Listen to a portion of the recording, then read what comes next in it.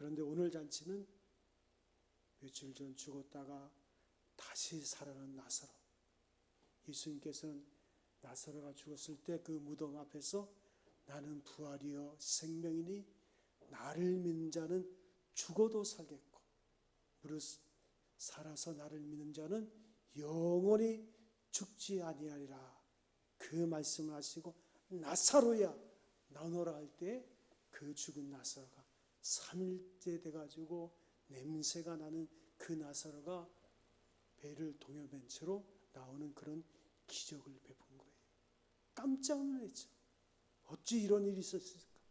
그래서 그 은혜에 보답하고자 나사로를 중심으로 해서 그 가족들이 감사하는 마음으로 이 잔치를 베푸는데, 이 잔치는 보답의 잔치요, 또 이 잔치에는 사랑과 정성이 있습니다. 그 중심에서 우러나오는 아름다운 잔치라고 생각이 됩니다. 우리가 일반적으로 잔치가 잔치되기 위해서 중요한 것은 그 잔치에 어떤 손님이 참여했는가, 이게 참 중요하죠. 귀한 손님이 있어야 우리가 좋은 잔치가 되는데, 지혜로운 자는 그래서 손님을 모셔 잔치를 벌일 때 그분만 모시는 것이 아니라 다른 귀한 분을 함께 할 때 우리가 그 잔치에 함께 참여하는 그런 기쁨이 있는 것입니다. 그 잔치가 어떤 수준의 잔치인가 하는 것은 그 잔치에 참여한 손님들의 격을 보면 알 수 있어요. 일반적으로 그 목사가 결혼 주례를 할 때 그 잔치에는요, 믿는 사람도 오지만 믿지 않는 사람도 오거든요. 그 사람들은 죽어도 안 들어와요. 아무리 시간이 돼도 예식장에 들어와 그래도 그냥 바깥에서 담배나 피고 휘둥들 하다가 그냥 부주구만 내고 음식 먹고 가버린다고요. 그런 손님을 보면 이 집 주인이 참 별로 시원치 않구나 하는 그런 생각까지 듭니다. 손님의 수준이 높아야 주인의 격이 올라가고 잔치가 되는 거예요. 손님이 시원치 않으면 아무리 부잣집 잔치라도 형편없는 그런 잔치가 되는 겁니다. 오늘 이 잔치는 만왕의 왕이신 예수님이 주인이셔요. 그래서 어떤 분은 그런 말합니다. 우리가 오늘도 주일 예배를 드리는데 이 주일 예배는 잔치다. 어떤 잔치냐? 예수님을 주인으로 모시고 하나님 앞에 드리는 잔치의 예배다. 그래서 항상 주일 예배는 기쁨과 감격과 또 그 예배 가운데 진리의 말씀으로 치유받고 가르침받고 하나님께서 이 잔치의 주인공이 되심으로 우리의 삶에 하나님께 영광이 되는, 실은 그래서 주일날은 잔치 분위기가 돼야 돼요. 무슨 일이 있었다 할지라도 주일 예배에 참석할 때는 활짝 그 얼굴이 웃고 말이죠. 인사를 해도 할렐루야. 옆에 사람 가면 인사해 봅시다. 할렐루야. 예, 잘 안 됩니까? 예, 얼굴이 굳어져서 안 될 수도 있어요. 그래 자꾸 연습해야 돼요. 할렐루야. 왜냐하면 우리가 얼마나 살지 그 인생 속에서 성경은 항상 기뻐하라. 쉬지 말고 기도하라. 범사에 감사하라. 이것이 그리스도 예수 안에서 너희를 향하신 하나님의 뜻이니라 그랬습니다. 오늘 이 잔치에는 마리다와 마리아와 그 사랑과 정성이 듬뿍 담긴 아주 훌륭한 잔치인데, 잔치에는 마음 가득한 정성이 있어야지만 즐거운 잔치가 되는 거예요. 어딘가 모르게 얼굴을 찡그리고 그리스도리가 요란하고 억지로 뭔가 하는 그런 잔치가 되면, 이 못마땅한 그런 요소가 있으면 어찌 보면 좋은 잔치를 할 수 없겠죠. 우리가 예를 들어 잔치를 베풀 때 뭔가 요구하는 것이 있다면 소위 내물성이 있고 정치성이 있는 잔치라면 그 동기가 순수하지 못하므로 이상한 성격의 잔치가 되는 겁니다. 그래서 그 잔치는 감사하고 보답하는 마음으로 정성이 가득한 잔치만이 진짜 잔치가 되는 거예요. 오늘 주일도 잔치를 벌일 수 있는 기쁨이 여러 개 있기를 바랍니다. 그러니까 여러분들이 어떻게 주일 예배를 드리느냐, 그에 따라서 주일이 잔치의 그 예배가 될 수도 있고 그 우울한 예배로 끝날 수도 있는 거예요. 자, 오늘 이 잔치는 최고의 격을 갖춘 그런 모양입니다. 귀하신 예수님이 계시고 또 죽었다가 살아난 나사로, 또 그의 누이는 마르다와 마리아가 나름대로 정성을 기울인 그런 잔치예요. 잘 아는 대로 마르다는 부엌에서 열심히 음식을 준비하는 그런 실제적이고 행동적인 여인입니다. 그에 반해서 동생 마리아는 예수님의 말씀 듣기를 좋아하는 그런 사랑스러운 여인이에요. 그런데 특별히 본문에서 눈을 끄는 그런 대목이 있는데, 마리아의 지극히 비싼 향유, 순전한 나드 한 그릇을 가져다가 예수의 발에 붓고 자기 머리털로 그의 발을 씻으니 향유 냄새가 그 집에 가득하더라. 마리아가 이 극진한 대접, 마르다가 상다리가 휘어지게 차린 음식보다도 차원이 다른 귀한 대접을 지금 마리아는 하고 있는 거예요. 그래서 그 이스라엘 여인들에게 있어서 머리는 굉장히 귀중합니다.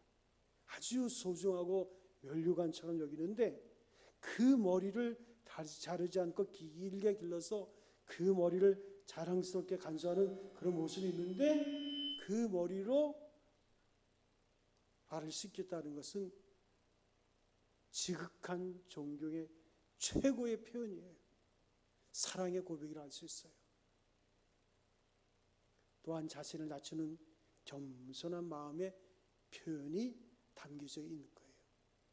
그래서 예수님은 마리아의 이 마음을 귀하게 보시고 소중하게 대접을 받으십니다. 제가요, 주일날 이렇게 예배를 드릴 때, 우리가 주일날만 예배하는 것이 아니라 수요 예배도 있고 또 금요 예배도 있고, 또 우리 교회는 코로나가 있을 때도 새벽 예배를 한 번도 쉰 적이 없습니다. 계속 새벽 예배를 토요일마다 드리죠. 그런데 중요한 것은 그 예배 드리는 그 자세를 보면 그가 하나님을 얼마나 사랑하는가, 그게 나오거든요. 그 예배 속에 희한하죠. 그 예배 드리는 자세를 보면 거기에 딱 묻어 나온다고요. 좀 죄송한 말씀이지만 새벽 예배가 제일 아름다워요. 물론 화장도 안 하고 그냥 추우니까 그 두꺼운 옷 입고 나와도 그 새벽에 드리는 그 예배는요, 아주 아름다운 모습이 있어요. 오늘 여러분의 모습을 봐도 아름다운 모습이 있는 줄로 믿습니다. 예, 시원찮게 대답하시네요. 아름다운 모습이 있는 줄로 믿습니다. 만일 향유만 붓고 머리털로 그 발을 씻기는 일이 없었다면 그리 대단한 사건이 아닐 수도 있어요. 왜냐하면 그 향유는 돈만 있으면 얼마든지 살 수 있는 그런 건데, 머리털로 발을 씻긴다는 것은 돈의 문제가 아니에요. 세상에는요, 돈으로 살 수 없는 게 있습니다. 훨씬 더 많습니다. 사람들이 착각을 해서 그렇지 돈의 문제가 아니에요. 전적인 자기 희생, 그 마음의 중심을 바치는 그런 모습이 있는 거예요. 그래서 마리아가 사용한 우리 향유를 보면요, 마리아는요, 그 마르다와 함께 그 오빠와 함께 사는 그 결손 가정이에요. 무슨 이유가 있는지 부모가 없습니다. 그러다 보니까 그 가정은 부유했다고 할 수는 없겠죠. 좀 가난한 가정입니다. 그런데 그 향유가 어느 정도 가격이냐, 가룟 유다가 금방 알아봤어요. 300데나리온. 그러니까 노동자가 1년 동안 버려야지만 가질 수 있는 그런 값어치 있는 향유인데 그 향유를 깨트리는 거예요. 그러고 보면 이 마르다와 마리아의 가정의 그 향유는요, 대단히 귀한 물건인 것이 분명합니다. 그런데 그 비싼 향유를 깨트렸다는 거예요. 왜냐하면 향유는 그 그릇이 한번 깨트리면 다시 사용할 수가 없거든요. 그 향유를 온전히 다 써야 돼요. 그래서 온전히 그 향유를 예수님께 다 붓고 머리털로 이제 예수님의 발을 씻기는 거예요. 그래서 상상해 보기는 아마도 그 가정에도 어머니가 있었겠죠. 그 어머니가 사랑하는 딸을 위해서 오랫동안 이제 또 모으고 그래서 향유를 딱 사가지고 네가 시집갈 때 이걸 사용해라 그랬을 수도 있을 거예요. 어머니가 세상을 떠날 때 딸에게 혼숙감으로 이 귀한 향유를 물려줬다고 생각이 됩니다. 그러니까 얼마나 귀중한 거예요. 결혼을 하게 되면 이것을 가지고 사용할 수 있는 귀한 유산인데 그 집의 유일한 보화인데 만약에 이 해석이 옳다면 자기가 가진 것 중에서 가장 귀한 것을 예수님께 바치는 사랑의 극치의 표현이라고 할 수 있어요. 그래서 사랑에는 몇 가지 조건이 갖춰져야 됩니다. 첫 번째는 자기보다 상대방을 높이는 겸손이 있어야 돼요. 두 번째는 자기 희생입니다. 희생에 따르지 않고는 진정한 사랑이 있다고 말할 수 없죠. 세 번째는 자기 소멸입니다. 사랑하는 동안에는 나는 없어요. 나는 사라졌어요. 요즘 그 많은 여성들이 혹시 40대 초반, 50대 초반 돼가지고 말이죠. 잃어버린 자기를 찾겠다고. 지금까지 그냥 살아왔는데 자기에 대해서 스스로 놀라는 거예요. 처음에는 연애하느라고 바쁘고 결혼하면 아이를 낳아서 키우느라 바쁘고 그러다가 그 아이들이 중고등학교에 입학하고 남편은 사회적으로 어느 정도 지위를 이제 확정했을 때 나를 알게 된다는 거예요. 도대체 나는 뭐냐?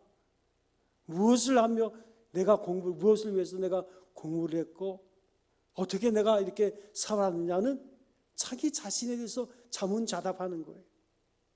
소위 인생의 사춘기가 아니라 사춘기를 만날 때 위기가 왔다고도 합니다. 그러나 사실은 자기가 없었던 그 기간이 실은 정상이에요.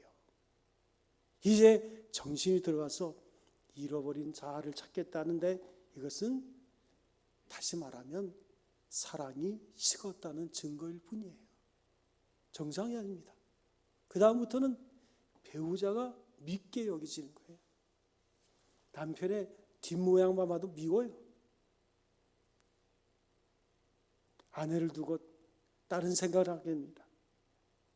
자기가 소멸되었던 그 사실조차 의식 못하며 살았던 그때가 사랑하며 희생하는 시기로 그게 정상인 거예요.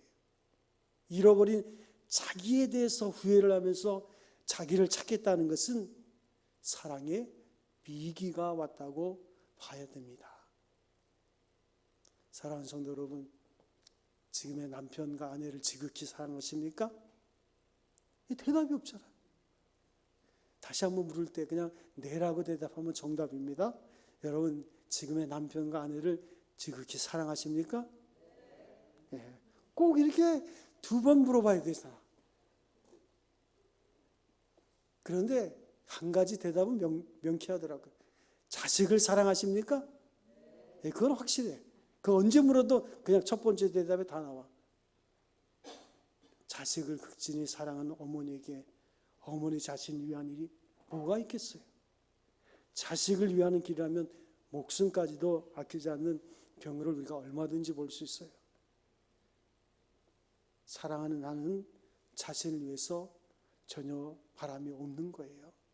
그래서 진정한 사랑, 그 사랑에는 조건과 어떤 바람이 없는 겁니다.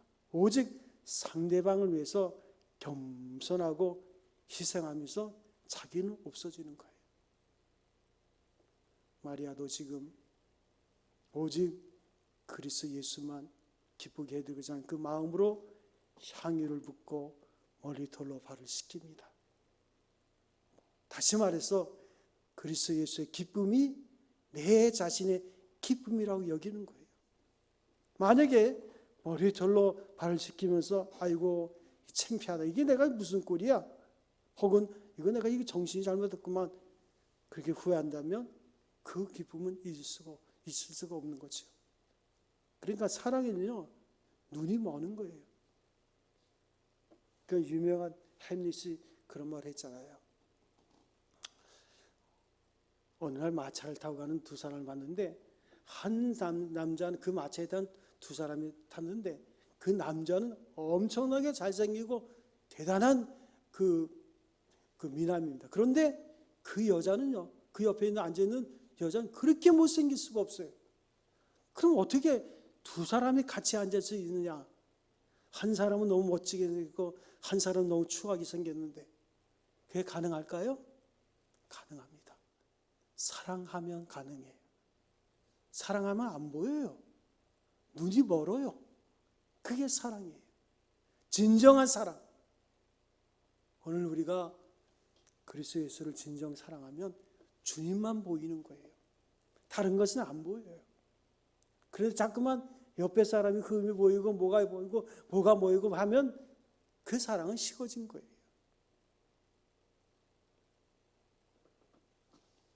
마리아는 자기의 마음을 다해 향유를 부어서 예수님을 모셨다는 그런 즐거움이 있는 거예요. 자신이 없어진 희생 그 자체를 기쁨과 영광으로 소화할 수 있었던 거예요. 이게 진정한 사랑입니다. 진정한 사랑이란 어디서든지 희생 자체가 보람이 되고 사랑의 수고 자체가 기쁨이 되는 거예요. 저도 이렇게 목회를 하면서 보면요, 자기가 사랑하는 남편을 보면 자는 것도 그렇게 예쁘대. 우리 집사람 얘기가 아니고 여러분도 그렇죠? 네. 아니라고 확실하게 대답을 해주네. 사랑하면 자는 것도 예뻐요. 그렇게 예쁠 수가 없어. 사랑엔 눈이 머니까. 만약 희생에 피곤함을 느낀다면 그 희생은 사랑이 아닙니다. 사랑에는 항상 기쁨과 보람만이 있는 거예요. 마리아가 희생을 바쳤을 때 그 향기가 온 집에 가득했습니다. 이 향기를 예수님만 맡은 것이 아니라 그것에 있는 모든 사람들이 다 맡게 됐어요. 내가 사랑하는 그 대상만이 아니라 모두에게 유쾌함을 주는 거예요. 그래서 가정에서 부부가 서로 사랑하면 누가 제일 좋아할까요? 자녀들이 제일 좋아합니다. 그리고 그 가정의 자녀들은 공부를 잘합니다. 왜냐하면 엄마 아빠를 보니까 너무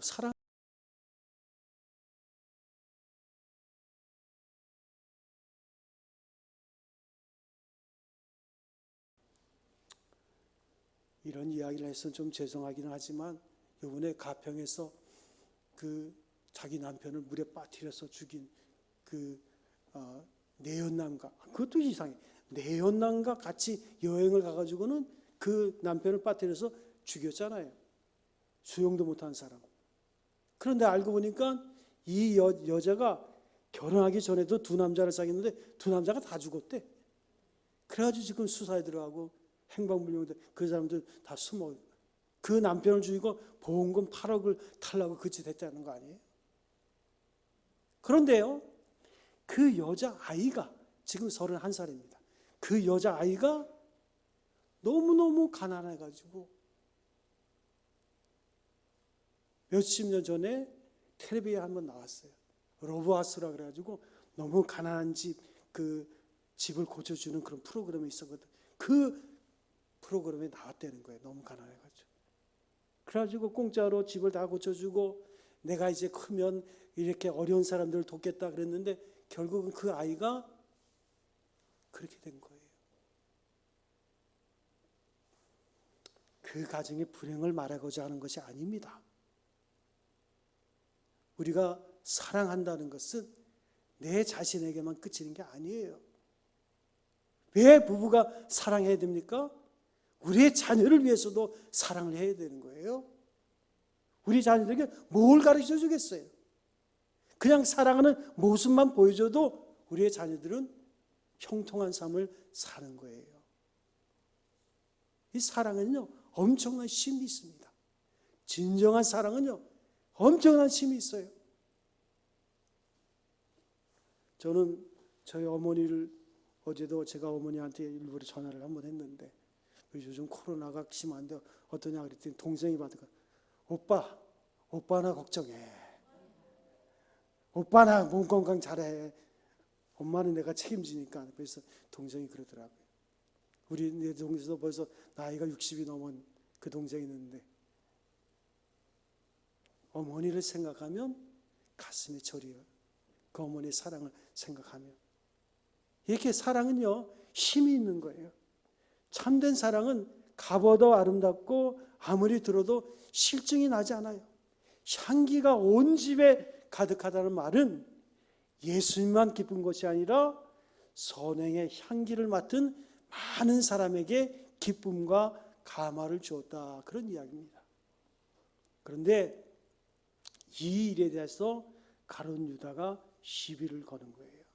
뭐라고 말했어요? 아니 이 향유를 팔면 300데나리온이나 되는데 그러면 가난한 자들에게 얼마나 많은 유익이 되겠냐. 이 말을 받아서 예수께서 말씀하십니다. 저를 가만히 두어라. 나의 장사할 날을 위해서 일을 두게 하라. 이게 무슨 말입니까? 향유는 또한 좋은 데 쓰기도 하지만 또 세상을 떠날 때 장례식 때 몸을 닦는 것으로 그 향유를 사용하기도 합니다. 그런 의미에서 예수님은 마리아가 행한 이 일이 나의 장례를 위해서 한 일이니 말리지 말고 아주 비약해서 말씀하고 계신 거예요. 사실 마리아는 예수께서 십자가에 못 박히실 것까지 생각하고 한 것은 전혀 아니죠. 그저 순수한 뜻으로 마음의 최고의 표현으로 향유를 부었는데 받으시는 예수님은 그토록 크게 받으시는 거예요. 우리가 비록 적은 것이지만 정성을 다했을 때 생각 밖의 결과가 있음을 우리가 보여주고 있습니다. 항상 내가 생각한 만큼의 열매가 있는 것이 아니라 그것보다 더 큰 열매가 기다리고 있음을 우리가 알아야 돼요. 당시 마리아는 예수님이 이게 무슨 말씀하시냐 그 뜻을 알지 못했을 거예요. 그렇지만 일주일 뒤에 예수님이 십자가에 돌아가시고 그 다음에 결국은 예수님의 장례를 준비하시는 것을 주님의 칭찬에 결국 감격했을 것입니다. 그녀는 전혀 그런 뜻이 아니었지만 예수님께서는 크게 받으시고 알아주셨다는 거예요. 그 고마움은 평생 잊지 못했을 거예요. 우리들도 어리석고 지혜가 부족하지만 정성과 중심으로 최선을 다하면 반드시 좋은 결과를 우리에게 주어진다는 것을 기억하는 것, 이게 중요합니다. 여기서 또 한 가지 생각할 문제는 선행에 반드시 비난이 따른다는 거예요. 좋은 일을 해도 비난이 따라옵니다. 더 말할 것 없이 예수님이 그 행위 속에서도 우리가 생각할 수 있어요. 아무리 예수님이 거룩한 일을 한다 할지라도 오해가 있었고 반대가 있었고 또 다른 의견이 있었음을 우리가 알아야 됩니다. 그래서 선을 행하되 낙심하지 말지니 때가 이름에 거두리라 그랬잖아요. 선행을 해도요 반대하는 사람도 있어요. 그것을 좋은 말로 위로하는 것이 아니라 거기에 대해서 이러쿵저러쿵 비난하는 사람도 있는 거예요. 그렇지만 우리가 알 것은 사랑에는 낭비가 뒤따릅니다. 사랑은 논리적으로나 합리적으로 그렇게 계산하는 문제가 아니에요. 부모를 사랑하고 교회를 사랑하고 자식을 사랑해서 하는 일은 계산이 되는 게 아닙니다. 예를 들면 나이 많은 부모님께 좋은 옷을 해드리자고 주로 이제 막내딸이 그런 얘기를 하잖아요. 그러면 그 오빠나 동생 그들이 뭐라 그래요? 야야야, 그거 얼마 못 사시는 분인데 무슨 좋은 옷은 무슨 좋은 이냐? 그냥 뭐 비경제적으로 그냥 그렇게 필요가 있겠냐? 물론 경제적으로 계산한다면 이건 낭비죠. 그러나 자식된 도리는 그게 아니에요. 단 며칠을 입으시더라도 좋은 것으로 성의를 다해야 되는 거예요. 지극한 사랑이란 항상 낭비가 따릅니다. 교회에 대한 사랑도 마찬가지고 교회에서 사랑하는 여러 가지 기구들도 좋은 것을 사는 데는 낭비성이 따르는 거예요. 이와 같이 지극한 사랑에는 마음을 드리는 것으로 경제적으로 합리적이다 그렇게 계산하면서 하는 것이 아닙니다. 그래서 가룟 유다가 문제가 되는 거예요. 가룟 유다는 예수님의 제자 가운데서 제일 똑똑한 사람입니다. 가장 유능한 사람이에요. 그래서 예수님이 이제 예수님의 일행과 함께 사용하는 그 모든 재정을 맡아서 할 수 있도록 그에게 맡긴 거예요. 아주 똑똑한 사람이에요. 유능한 사람이에요. 그런데 보세요. 가룟 유다가 마리아가 향유를 붓는 것을 보고 이건 300데나리온이다. 아주 계산이 정확합니다. 계산에 아주 능하다 보니까 예수님을 보고도 결국은 은삼진냥으로 계산하는 그런 엄청난 비극적인 일을 저지르게 되는 겁니다. 그래서 사도 요한은 가룟 유다를 비판하기를 이렇게 말하면 가난한 사람들을 생각함이 아니요 그는 도둑이라 돈깨를 맞고 거기 넣은 것을 훔쳐감이라 그랬습니다. 도둑으로 단정하고 마는 거예요. 예수님께서는 마리아의 행위를 비난하는 가룟 유다의 말을 막으시면서 뭐라 그랬어요? 가난한 자들은 항상 너희와 함께 있거니와 나는 항상 있지 아니하리라. 여기서 항상이란 말은 오늘 행하는 이 선행이 종말론적이라는 것을 뜻하고 있어요. 우리가 평상시 윤리가 있고 종말적인 윤리가 있습니다. 지금 당장 죽는다고 할 때 선이 무엇이냐 하는 것은 사람들이 평소에 생각하는 선과 같은 것은 아닙니다. 예수님께서 말세 윤리를 말씀하실 때 아이 뵌 자에게 화가 있으리라 부자에게 화가 있으리라 하신 것처럼 난리의 시대의 말세에는 그 윤리관이 다른 거예요. 지금 예수님께서 십자가를 지시기 일주일 전입니다. 그 종말적인 그 사건 앞에서 가난한 자의 일이 우선이 아니라 그리스도와의 관계가 우선이라는 거예요. 이것은 종말적인 윤리에 대한 중요한 말씀입니다. 그래서 예수님은 가난한 자는 항상 너희와 함께 있으므로 또 기회가 있을지 모르지만 그리스도와의 관계는 이것이 지나가면 끝이라는 그 의미가 있는 거예요. 여러분, 우리가 매주 이렇게 주일 예배를 드릴 것이라고 생각하십니까? 끝날이 있는 거예요. 얼마 전에 우리 교회가 여기 입당한다고 권사님이 좋아하셨는데 우리 손영재 권사님 입당 예배 못 봤잖아요. 그냥 잠깐 병원에 입원한 줄로 알았는데 하나님께서 불러가신 거예요. 제대로 말도 못하잖아요, 우리가. 늘 우리는 마지막 종말론적인 그 삶을 가지고 사랑하는 거예요. 선행도 중요하지만 복음이 더욱 중요한 것을 잊어서는 안 됩니다. 그리고 사랑과 정성이 중요한 거예요. 순수한 사랑, 그 언신은 방법과 지혜가 좀 부족해도 그 결과에는 하나님께서 더 큰 역사로 열매 맺게 하시기 때문입니다. 사랑하는 성도 여러분, 우리는 주님으로부터 돈으로 계산할 수 없는 그 사랑을 받았어요. 그래서 우리 예수 믿는 모든 사람들은 하나님께 사랑에 빚진 자예요. 주께서 우리를 대신해서 죽으셨어요. 우리는 주님의 은혜로 사망에서 영생으로 옮겼습니다. 그리고 하나님의 자녀가 됐어요. 영원한 복음을 누리게 됐습니다. 참 자유를 얻게 됐어요. 생각해 보면 이건 비밀인데 우리에게는 드러난 비밀이에요. 이보다 더 큰 사랑이 어디 있겠어요? 말이 돼요?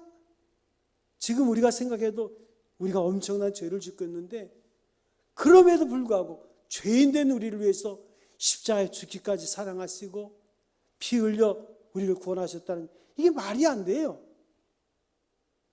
그래서 우리가 주님께로부터 사랑받았다는 그 사실 이걸 생각하고 오늘을 사는 거예요. 그러므로 우리는 앞으로 주님을 위해서 내 형제를 사랑으로 섬길 것입니다. 돈으로 계산하지 마세요. 내가 만난 사람들 우리는 다만 사랑의 눈으로 사람을 보고 사랑의 눈으로 세상을 볼 것입니다. 그 진정한 사랑 가운데 거하는 여러분들이 되시기를 바랍니다.